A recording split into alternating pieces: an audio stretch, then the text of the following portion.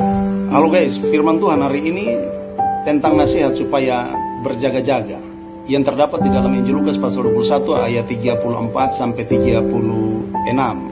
Jagalah dirimu supaya hatimu jangan syarat oleh pesta pora dan kemabukan serta kepentingan-kepentingan duniawi, dan supaya hari Tuhan jangan dengan tiba-tiba jatuh ke atas dirimu seperti suatu jerat, sebab ia akan menimpa semua penduduk bumi ini.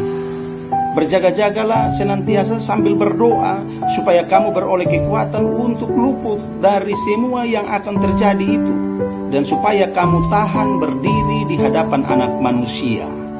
Dalam firman Tuhan yang kita baca ini, Yesus Kristus menasihati murid-muridnya dan juga bagi kita semua para pengikut-pengikutnya masa kini untuk tidak terjebak dalam berbagai pesta pora, dalam berbagai kemabukan, dalam berbagai keinginan-keinginan duniawi yang bisa membuat kita terlena, yang membuat kita tidak siap dalam menyambut hari Tuhan yang akan datang itu. Karena itu teruslah berjaga-jaga dalam menanti kedatangan hari Tuhan Yesus Kristus yang kedua kali. Bukan dengan berdiam diri, pasif dan menunggu atau hanya menghitung hari kapan Tuhan itu datang, tetapi berjaga-jaga dengan segala kewaspadaan kita, siap sedia di dalam menyambut hari Tuhan, dengan tetap menjaga kehidupan kita untuk hidup di dalam kebenaran Tuhan, tetap taat kepada setiap kehendak Tuhan, dan terlebih terus tekun di dalam doa-doa kita kepada Tuhan. Kenapa? Karena kita perlu menyadari bahwa kita ini terbatas.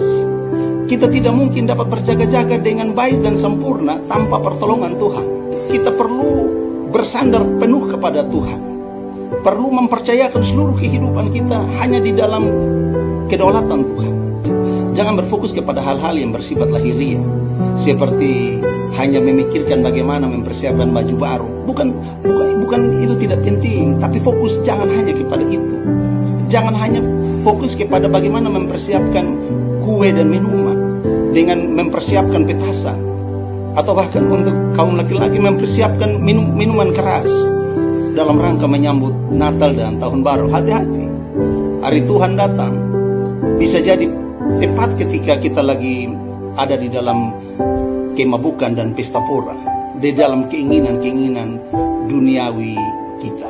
Teruslah siapkan hatimu, siapkanlah hidup untuk terus ada dalam kehendak Tuhan, untuk tetap setia kepada setiap perintah dan nasihat Tuhan, supaya kapanpun hari Tuhan itu datang, kapanpun nanti Yesus Kristus datang yang kedua kali sebagai hakim yang adil, kita didapati dalam keadaan siap untuk berdiri di hadapan pengadilan Allah.